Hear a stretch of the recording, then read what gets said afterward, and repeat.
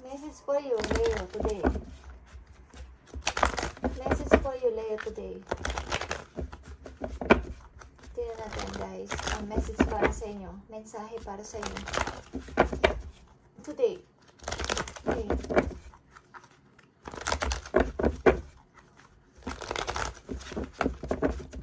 Message mo sa mga Leo today.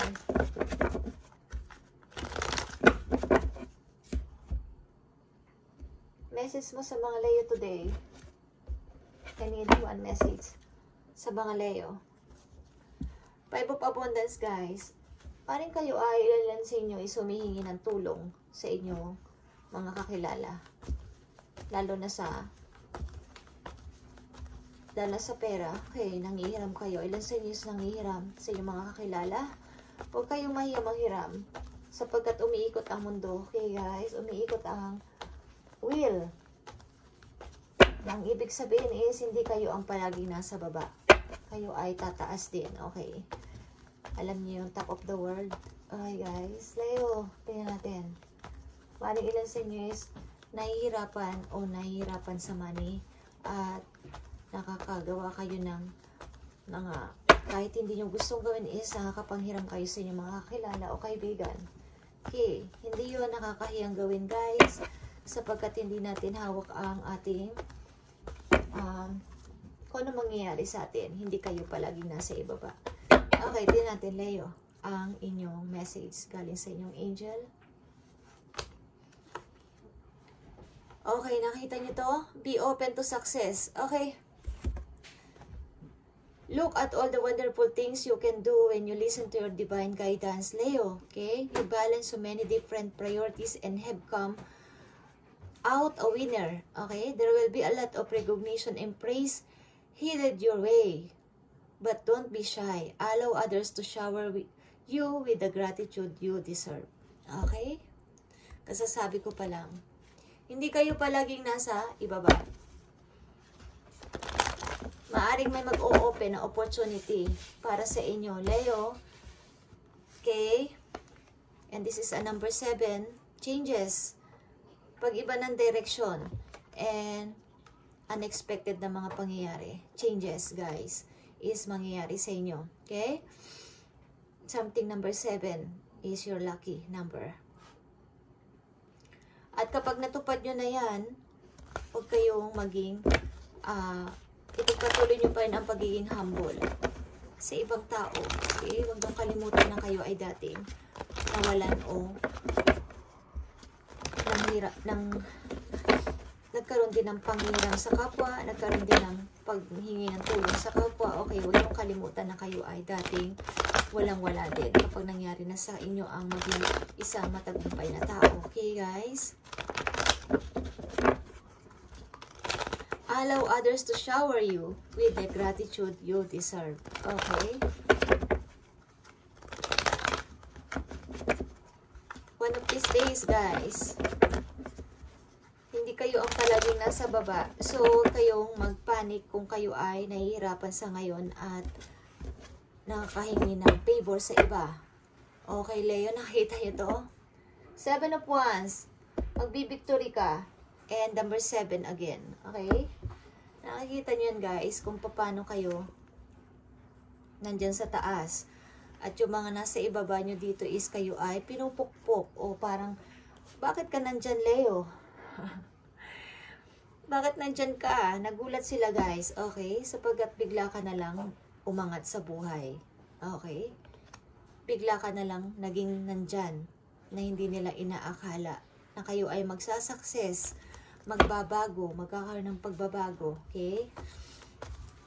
So, protect yourself, protect your energy, and protect your dream. Ang ibig ko sabihin, kung kayo ay may mga plano, may mga gustong gawin, may mga binabalak, huwag niyong ipagsasabi sa, lalo na sa mga, kung kayo may mga kaibigan, huwag niyo masyadong i-expose ang inyong mga pangarap, ang inyong mga gustong gawin, plano, sapagkat hindi naman niyo alam kung ang ilan sa kanila is hindi natutuwa sa inyong pag-unlad. Okay, Leo?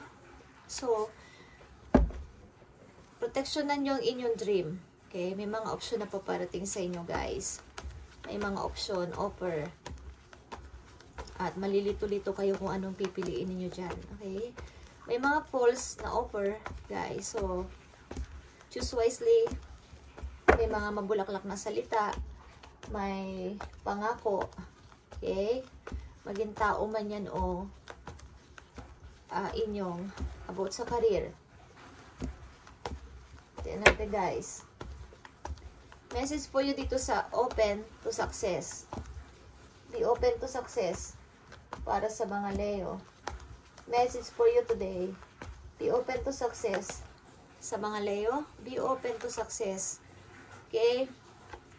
Temptation is reverse. Ang ibig sabihin nito, guys, pag ito'y naka-reverse, is tanggalin nyo na yung mga something na kinahuhumalingan ninyo na hindi na aayon. Yung mga unhealthy habit. Maging relasyon man yan o mga ginagawa nyo sa buhay na nakakaantala sa inyong pag-unlad, is tanggalin nyo. Okay?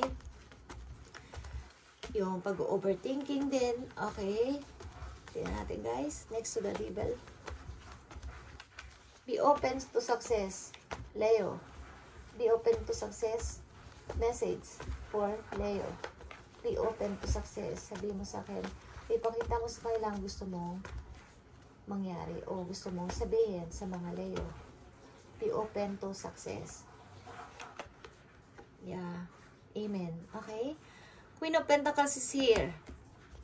Magkakaroon ka ng freedom sa money. Katulad ng sinabi ko. Leo, maaaring kayo ay magkakaroon ng business. Ten of Pentacles, guys. Nagkalat ang opportunity. Okay.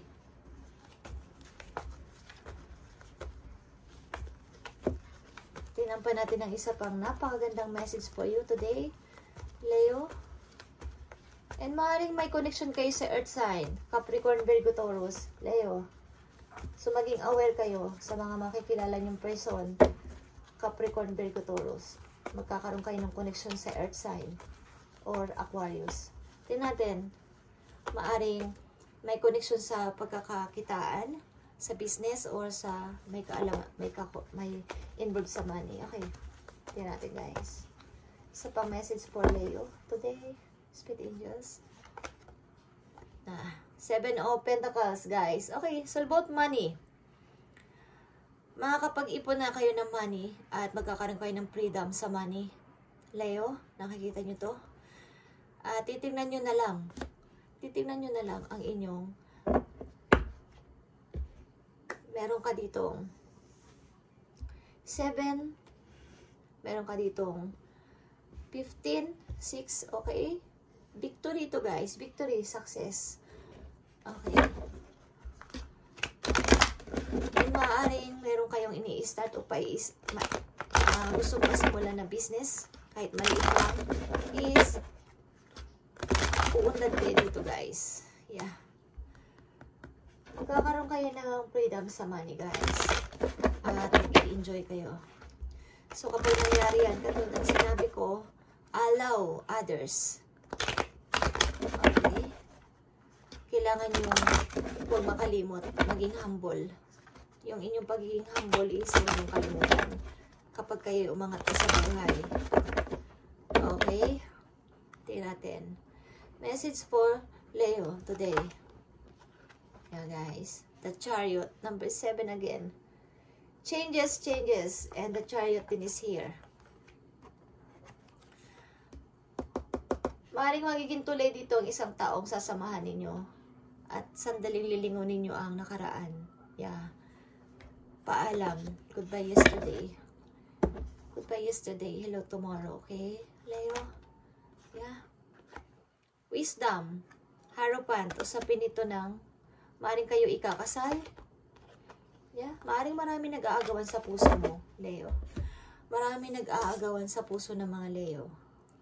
Okay? Ito, guys, is magtanong kayo sa inyong isip. Okay? Concentrate. Kapag ito'y atras abante, is kapag ito'y paikot-ikot o umikot-ikot, gumaganyan-ganyan guys, umikot-ikot, umiikot-ikot na ganon is no. Okay? So, magtanong kayo sa inyong isip kung anong tanong ninyo guys at sasagutin ng pendulum. Okay? Kung ang inyong katanungan is no or yes. Okay? May sagot na yes or no. So, itanong ninyo sa inyong isipan at ilagay ninyo ang inyong energy dito. Okay? So, Leo, start. Ano ang katanungan ninyo is mag-start na kayo. Okay? Tigan yung mabuti to guys.